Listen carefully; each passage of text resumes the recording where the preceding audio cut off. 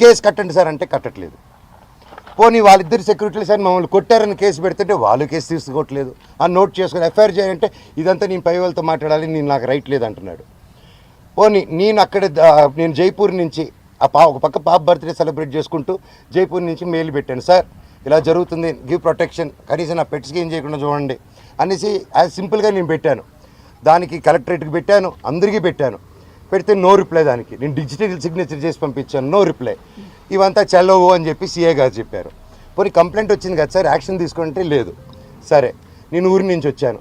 ఊరి నుంచి వచ్చింది, ఇమీడియట్గా కంప్లైంట్ డ్రాఫ్ట్ చేస్తాను. ఈ గ్యాప్లో ఏమైంది, అదే రోజు 1వ తారీఖు బార్జిన్ అయ్యారా, నేను జైపూర్కి వెళ్ళానా, అదే రోజు నైటు విష్ణు అతను ఫాలోయింగ్ కారు ఉంటుంది, ఎక్కువ కారులో అతను మనుషులు వచ్చి నా నార్సింగ్లో నా ఆఫీస్కి గోడలు దూకి లోపలికి వచ్చి నా కారుని దొంగ కీ పెట్టి స్టార్ట్ చేసుకొని ఆ కారు దొంగతనం చేశారండి. అంటే ఎందుకు ఇంత దరిద్రానికి దిగజారుతున్నాడో నాకు అర్థం కావట్లేదు. ఎందుకింత నేను కేవలం నా భైరవం, నా కన్నప్ప మీదకి నా భైరవం వదులుతాను, ఇది కాదు మనం పోట్లాడాలంటే ఎండి ధరల మీద పోరాడదాం, పని మీద పోరాడదాం, హెల్తీగా పోరాడదామని నా భైరవం వదులుదాం అనుకున్నాం సినిమా. ఇంకంతే, భైరవం వదులుతున్నా అనేసరికి టెన్షన్ అయిపోయి కన్నప్ప పోస్ట్పోన్ చేసుకున్నాడు. ఆ కోపం ఎలా చేసుకోవాలో తెలియక నా మీద ఇదంతా రుద్దుతున్నారు. ఇమీడియట్గా డైవర్షన్. ఇప్పుడు మా అమ్మగారికి మా నాన్నగారికి వాళ్ళకి అవసరం అండి ఈ వయసులో. విష్ణు నాకంటే 4 సంవత్సరాలు పెద్దవాడు, అతని 4 పిల్లలు ఉన్నారు, వచ్చి మాట్లాడడం తెలియదా, కూర్చొని మాట్లాడమని అడుగుతున్నాను నేను. పెద్దోళ్ళని కూర్చొని పెట్టి మాట్లాడుతున్నా, మాట్లాడలేరా? ఇవన్నీ కాకుండా ఇలా పోలీస్ ఆఫీసర్తో హైకోర్టు నుంచి నాకు ఆర్డర్ వచ్చిందండి. ఇది బాగా వినండి సార్, హైకోర్టు నుంచి క్లియర్ ఆర్డరు, నేను కానీ ఇక్కడ కానీ డిస్ప్యూట్ జరిగేంత వరకు మేము ఇక్కడ ఉండొచ్చు, ఇద్దరు ఉండి, నేను ఎవరు ఉండకూడదని చెప్పాల. కలెక్టరేట్ దగ్గరికి వెళ్ళారు, నేను అమ్మ నేను వచ్చి ఉండొచ్చు, నేను ఏం చేయట్లేదు, ఇదిగోండి అనేసి నా ఫైలు అప్పచెప్పాను నేను వాళ్ళకి. నేను వీళ్ళకి సినిమాలు పనిచేసినప్పుడు, నేను క్యాంపస్కి పనిచేసినప్పుడు ₹1 ట్రాన్సాక్షన్ వాళ్ళ దగ్గర నాకు వచ్చిందని చెప్పానండి. ఈ రోజు వరకు ఈ మనోజు ₹1 తీసుకోలేదు నా కుటుంబం నుంచి, ₹1 తీసుకోలేదు ఏ సినిమాకి. నేను బయట ప్రొడక్షన్ హిట్ కొట్టి బయట ప్రొడక్షన్లో చేసుకొని ఒకటి హిట్ కొడితే చాలు తీసుకొచ్చి ఇక్కడ లాక్ చేసేస్తాడు. విష్ణు కంపెనీలో 25 filmsలో నువ్వు చేయాలి, నువ్వు ఇప్పుడు ఆడగట్ట పేసుకొని చేయకపోతే విష్ణు కెరీర్ నిలబడదురా, నువ్వు ఆడగంటే అంటే నాకు కంఫర్టబుల్ లేదు, ఇప్పుడు I'm not ready for lady getup అన్నప్పుడు అంటే సెంటిమెంట్గా కూర్చొని పెట్టి, లేదు విష్ణు కెరీర్ నీ చేతిలో ఉంది, వాడిని నిలబెడదాం హీరోగా, నువ్వు ఒక పర్ఫార్మెన్స్, నువ్వు కామెడీ చేస్తావు, అంతా నువ్వు చేయి అంటే అన్న కోసం అమ్మాయి గెటప్ కూడా వేసుకొని యాక్ట్ చేశానండి. ప్రతిదీ చేశాను, వాళ్ళకి స్టంట్స్ డైరెక్ట్ చేశాను, సాంగ్స్ కంపోజ్ చేసి పెట్టాను, ప్రతి గొడ్డు చాకరీ చేసి పెట్టాను వాళ్ళకి. గ్రాఫిక్స్, నేను గ్రాఫిక్స్ చదువుకుంటే అతను గ్రాఫిక్స్ కంపెనీ పెట్టుకున్నాడు, మా నాన్న థియేటర్ పెట్టుకుంటే ఇతను సమోసాలు అమ్ముకుంటాడు. సో అది ఇతనికి ఉన్న ఇది. It's okay.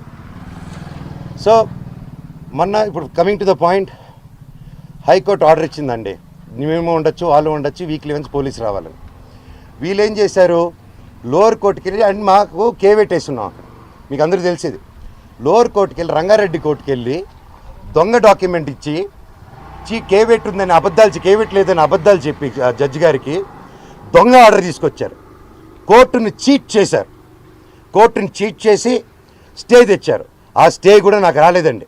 నేను ఇంట్లో నుంచి బయలుదేరడం, ఇల్లంతా ధ్వంసం చేసేయడం, పోలీసులు చెప్పారు 1వ తారీఖు చెప్పా, 2వ తారీఖు చెప్పా, నాకు నోటీస్ వచ్చింది తెలియదు, ఏం తెలియదు, ఏంట్రా రాజ్యాంగంగా ధైర్యం అనుకుని, సార్ ప్లీజ్ సార్ అంటున్నాను, వినట్లేదు.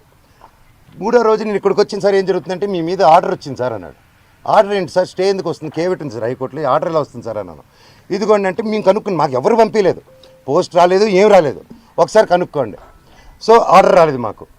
ఇది రాగానే నేను ఛాలెంజ్ చేశాను కోర్టుది, 15th కేసారు. నేను లేదండి ఇది అర్జెంటు, మీకు ఏదో చీటింగ్ జరిగింది అక్కడ, we want to prove it అని.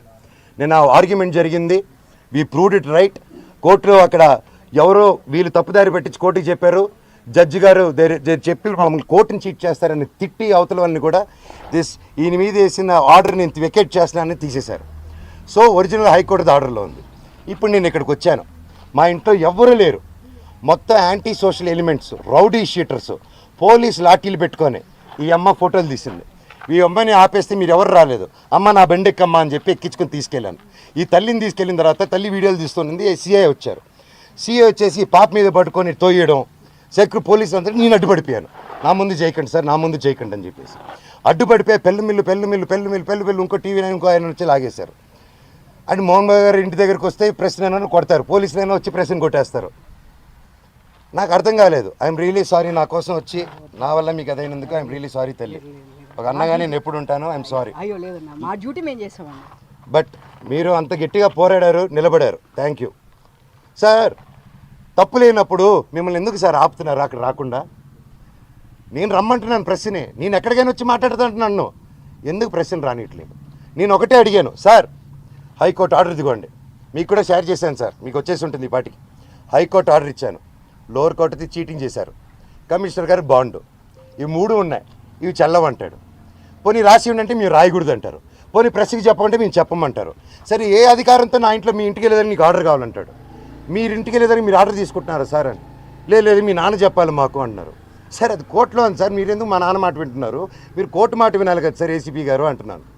లేదు సీఏ గారు ఏసీపీ గారు లేరు, మోహన్ బాబు గారు చెప్పాలి అంటున్నారు.